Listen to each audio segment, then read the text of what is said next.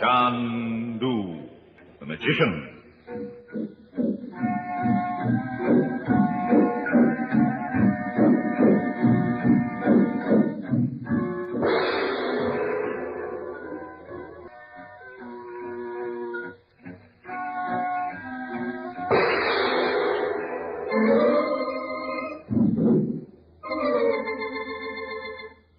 In 60 seconds, the American Broadcasting Company will bring you the first act of Chandu, the magician. Now, our story of magic and mystery.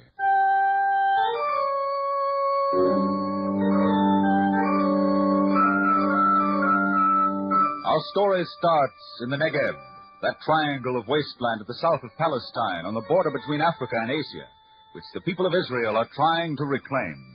But grim terror stalked the Negev, terror in the shape of white-robed assassins, until neither the rabbi in his new temple nor the pioneer farmer on his sandy acres were safe.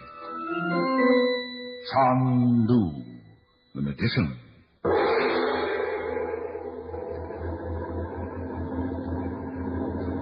How much further to Beersheba, Papa? This road. Don't bother, Papa Chaim. We must watch the road. Will the roads here ever be like the roads in Europe, Mama? Someday, Chaim. Someday soon. Oh, what is that? It sounded like a gun. Papa, what is it? What's the matter? Papa, we're going off the road. Oh, Papa! Chaim, grab the wheel. The brake. Quick, quick. Papa, what's the matter? Mama, look. It's Sheriff. Oh, Mama, he's been shot. Papa! Mama, stay there, running across the sand. One of those on the white road. Kill him, I'm killing my husband.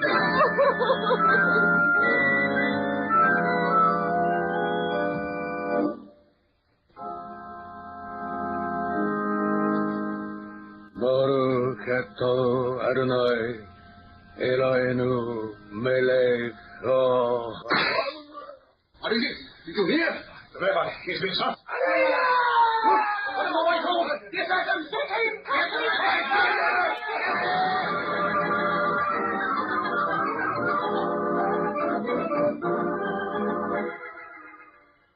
And that's the story, Chaplain. There's a band of killers loose in the Negev desert. Naturally, the Israeli government suspects us in Transjordan. But I swear we know nothing about it. But why have you come to me, Major Stover? Because there's something mysterious about it all. Now, that's why Chub Pasha sent me on to you, Chandler. The government of Transjordan wants to solve these killings, too. Now, that's why I've been consulting another chap here in Cairo, a Mr. Ismail Nehas. I see. He's also promised to look into it. He's a professor of Arabian history at the Muslim University. Why a professor of history? Now, let me tell you, the only one of these assassins they've caught so far was a poor, ignorant fellow who'd been drugged to his ears. Hadn't the faintest idea who'd dressed him in that best dead sheet and sent him out to do murder. Oh, that's odd. Chandler, did you ever hear the legend of the old man of the mountain? Well, of course, the old medieval yarn. Hassan Sabah, the head of the assassins. He drugged his followers before he sent them out to kill. Yes, it was Mr. Nehas who reminded me of the legend. There is a similarity. Now, someone's putting these fellows up to it, and he's the man we want you to catch. Oh, sounds a little like looking for a needle in a haystack, Stover. Well, not quite. The focal point for it all seems to be the town of Beersheba. What I mean is this. All these crimes have occurred in an area of which Beersheba seems to be the center. The chap they caught was a Beersheban. Well, what did he do? A porter, camel driver, nothing regular. Beersheba, huh? The trouble is we can't get anything definite. There's a place on the edge of the town the natives call the House of Mysteries. Some of these white robes have been seen lurking about it. Well, didn't you search it? There's nothing there. It's a ruin. Well, why did they call it the House of Mysteries? Well, that's all tied up in a legend, too. Chandler, did you ever hear of the Veiled Prophet? The Veiled Prophet? Why, of course. Well, this House of Mysteries is supposed to have belonged to the Veiled Prophet once upon a time. Well, the whole thing sounds fantastic. Well, the fantastic's your line, isn't it? Chandu, magic, and all that. Now, will you help us? I'm taking Nehas up to Beersheba for a look-see. There's a train from Cairo tonight. You can tell Chub Pasha I'll be on board.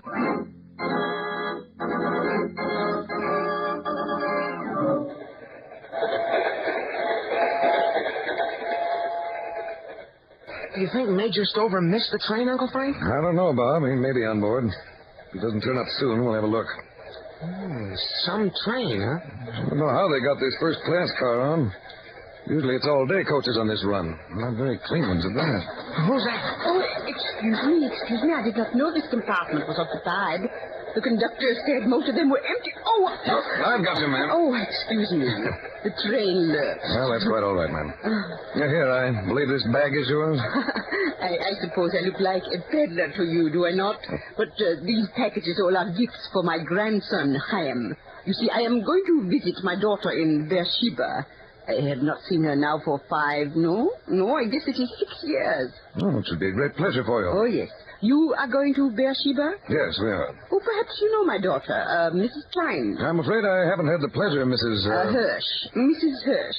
Excuse me for interrupting you. Excuse me. I will tell my daughter to look you up, Monsieur Chandu. Excuse me. Uncle Frank. Yes, Bob. How'd she know your name? She called you Chandu. Why, so she did, didn't she? Yes. You know, Bob, I seem to remember her, too. We'll look in here. Oh, here you are, old man. Oh, hello, Major Stover. Thought you'd missed the train. Caught it by an eyelash. Mr. Nahas has an enormous hamper full of grub he's taking to relatives in Beersheba. No? Here, Mr. Nahas, come in. Oh, thank you. I want you to meet Mr. Chandler, otherwise known as Chandu, the magician. How do you do, Mr. Chandu? Yes, this is my nephew, Bob Regent. Master Regent? I say, Chandler, that rather stoutish female we just saw in the passage. You know her? No, I don't think so. Didn't she just come out of this compartment? Said she barged in by accident. Are you sure it was an accident, Mr. Chandu? What Nahas means is that she's been following you ever since you left your hotel. What? Is that so, Mr. Nahas? That must be why she frisked me. Frisked you? Searched me. See whether I was carrying a gun. But what makes you think she was following me, Mr. Nahas? In Cairo, my taxicab pulled up at Shepherd's Hotel just as yours left, Mr. Chandu. I was calling for Major Stover. I see. I saw that woman point to your cab just as she got into another, as if telling the driver to follow you. Bob. Yes, Uncle Frank? Just step out in the passageway and see what's become of her. Well, she was sure. Any idea why she should be following you, Chandler? Not the slightest. Of course, Nahas, you could have been mistaken. Oh, perhaps. Yes, Bob. She's in the next compartment. By George. She's got her ear glued to the woodwork. She's listening to every word you're saying. I wonder what the old girl's up to.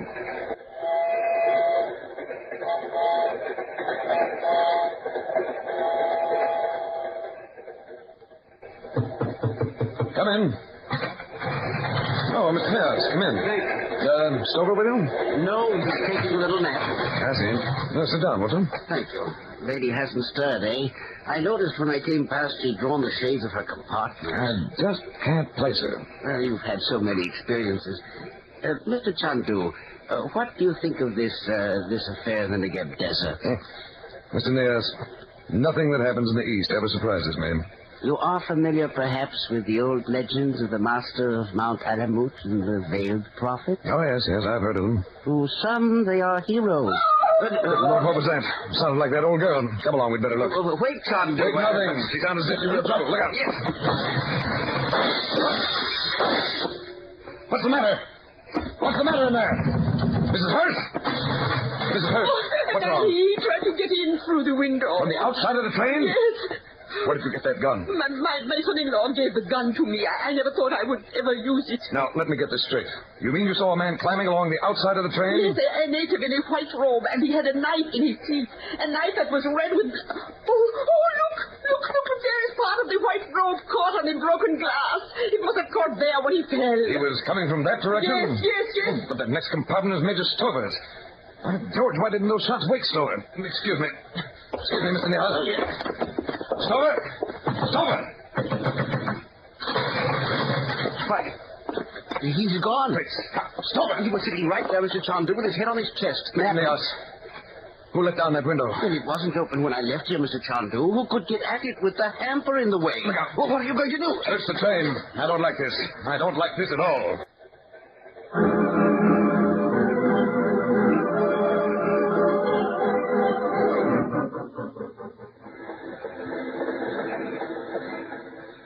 Come along, Bob. We're here at last.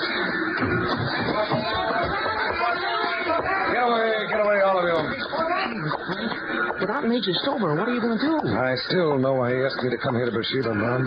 What do you think happened to him? I think he went out that open window.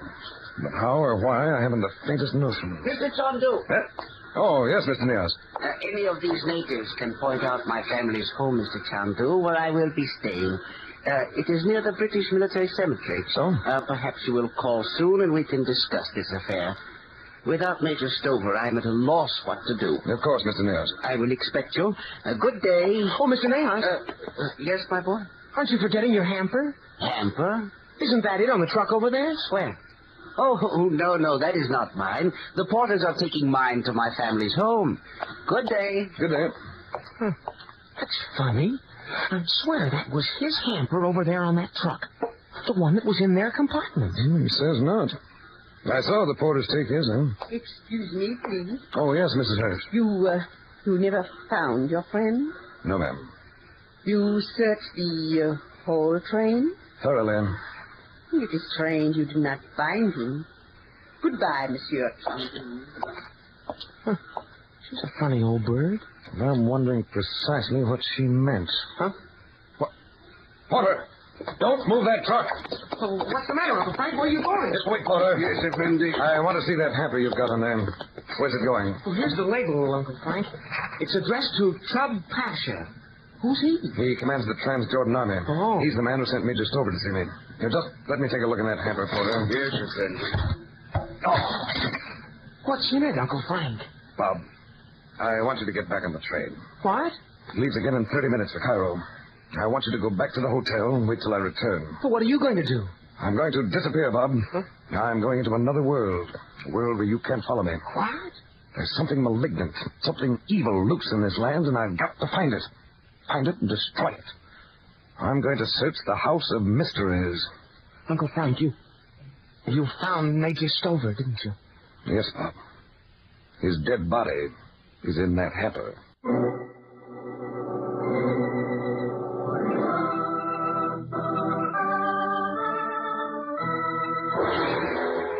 In a moment, we'll raise the curtain on the second act of Chandu, the Magician. Now, back to our story of intrigue and magic.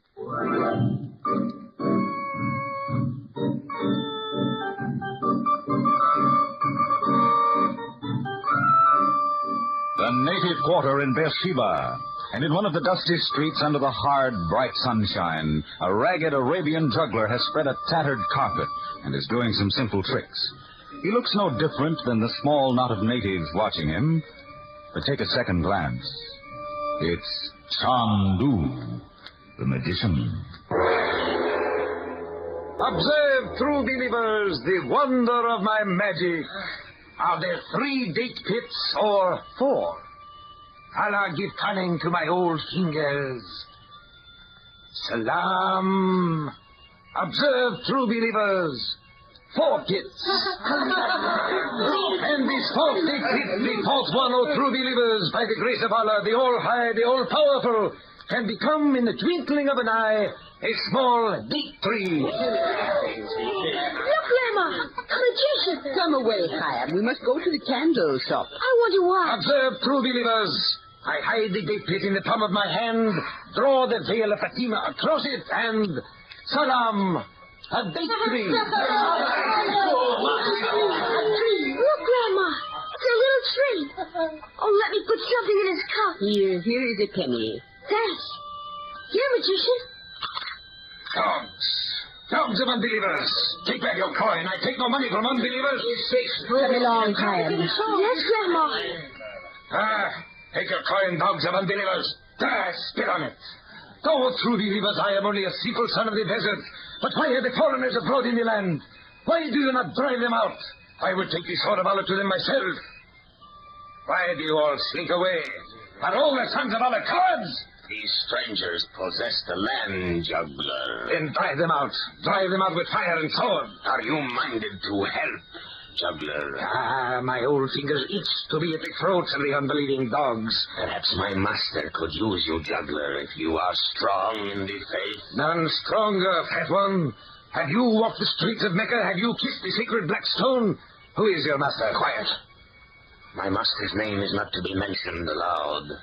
Who is your master?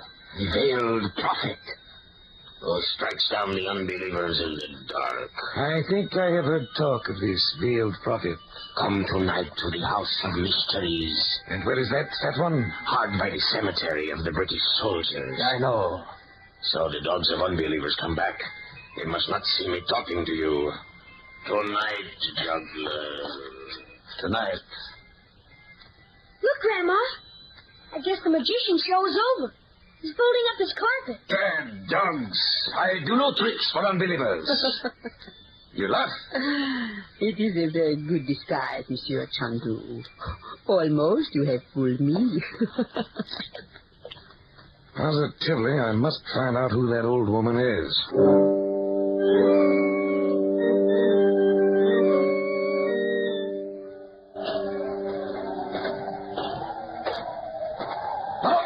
Oh, there is a knife at your throat. Who are you? Oh, it is you, juggler. Are you still strong in the faith? Where is your master? Where is the veiled one?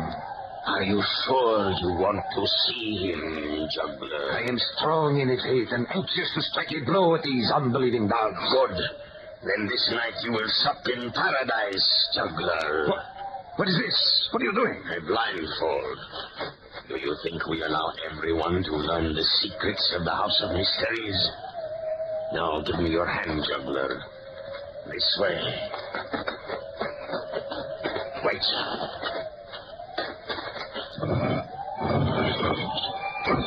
Go on, juggler. You hear? You are on the threshold of paradise.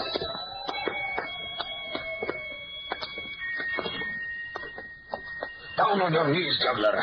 You are before your master, the veiled prophet. Down!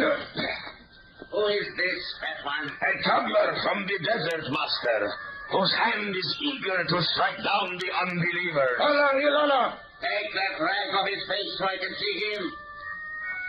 Tell him to look up. Look up, juggler. Look at the veiled prophet. So he would sup this night in paradise, eh? Well, so he shall. But not quite as he thinks. See, Mary. See that false juggler? Oh, no, you don't. A cord around his knickers. Now pull. Pull. But who is he, master? Chandu, a spy, a secret agent. So you thought you could learn my secrets, eh? Pull the cord tighter.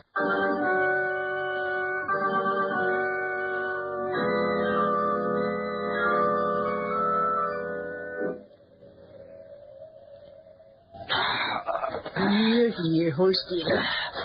Hold still, I say. Do not fidget, Monsieur Chandu. Take a deep breath. It is spirits of ammonia. Take it away. So, you are better? Who are you? Who? You? Mrs. Hirsch. Good evening, Monsieur Chandu. How do you feel now? Where did you come from? Where am I? You are in the British military cemetery. Cemetery? Oh, I know your neck is sore, but if you will turn your head to the right a little, you can see your newly filled grave. my grave. Yes, where you are supposed to be buried. You know you were supposed to be buried. Tomorrow, when the sun has baked and you return to Earth for an hour, your grave will look like all the others. Oh, I am very sorry, Monsieur Chandu. I told Ali, that big Nubian, not to pull the cord too tight. You told the Nubian? In this country, Monsieur Chandu, with a very little money, one can accomplish a great deal. Now, will you please tell me precisely what happened to you? The Nubian, though greedy, is a fool. And besides, his tongue was cut out when he was 6 years old. Wait. Let me sit up. Yeah, I will.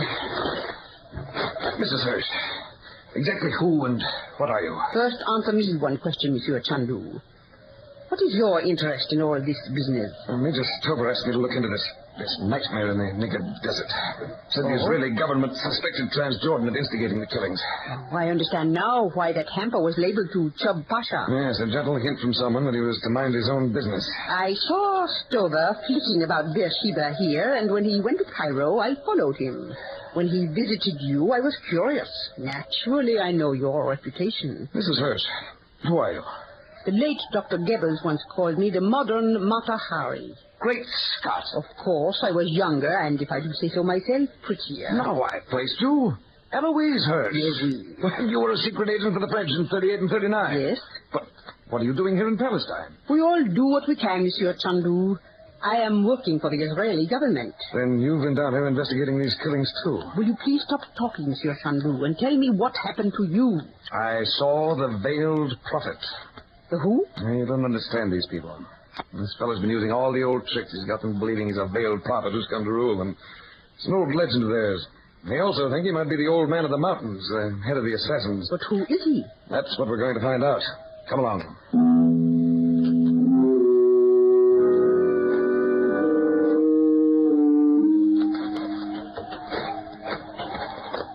Do you recognize this place, Mrs. Hirsch? Yes, the natives call it the House of Mysteries, but there is nothing here. The only mystery is how it has stood so long. This is where I met Abdullah. Who? He's the fat, oily one.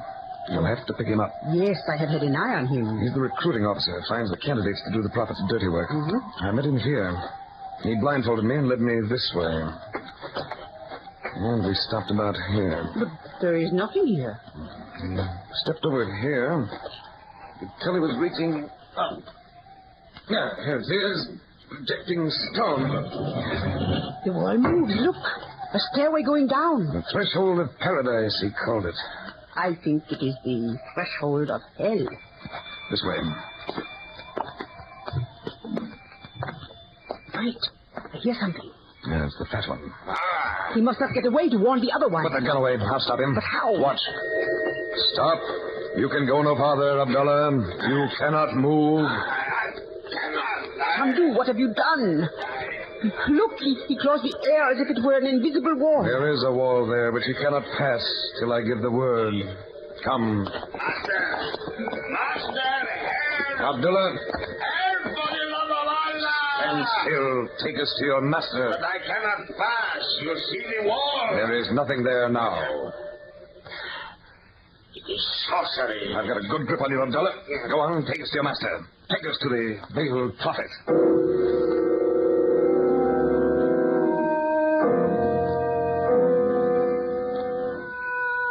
He is in there. Go on, don't stop.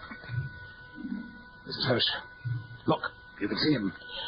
It's like an image carved out of stone. And he is veiled. You cannot see his face. What do you want, fat one? Why do you come to disturb me? I am spinning a web that will tangle the whole world. You have visitors, master. What? Chandu, still alive? Don't move, prophet. I do not know how you escaped, Chandu, but I'm grateful you have returned. The servants of Hassan Saba do not fail twice. Hurry! It is no use, Prophet. Ali will not come. He is gone. You woman, you police spy! And all your white-robed men are gone, too. For 2 hours, the whole quarter has been surrounded by the police. And now, thanks to Chandu, I have found you, Spider. Let me get my own hands on your throat. Don't move, prophet. I shall strangle you myself. Oh! I wanted him alive, Monsieur Chandu. One doesn't take chances with a disordered brain, Mrs. Hirsch. But who is he? Haven't you guessed? Pull back the veil. Mr. Nehas, the little Egyptian. But he seems such a harmless little fellow. The professor of history. No, Mrs. Hirsch. When he sat there, he thought he was Hassan Saba, the head of the assassins, or the veiled prophet. We'll never know all the dark thoughts that raced through his brain. You see, he was quite mad.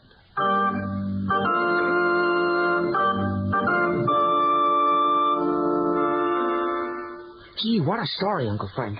Was Nehas really mad? As a hatter, Bob. I'd heard rumors about him in Cairo. And he spent a winter in a sanitarium in Switzerland. His family sent him. Family home was across the road from the House of Mysteries. That's where the passage led. But when were you sure? On the train. How do you suppose the man who knifed poor Stover and was coming after Mrs. Hirsch got on board? I don't know. How did he? He was in that hamper Mr. Nehas brought on the train. You see, when Nahas left to visit me, that man crept out of the hamper and stabbed Stover and then started after Mrs. Hurst. Then he was supposed to come after me. You? Sure. Nahas meant to wipe us all out. There's only one thing I don't understand. How you stopped that fellow in the passage of the House of Mysteries. There was nothing there, but he couldn't get by. He couldn't run away. Magic, Bob. Nothing but magic.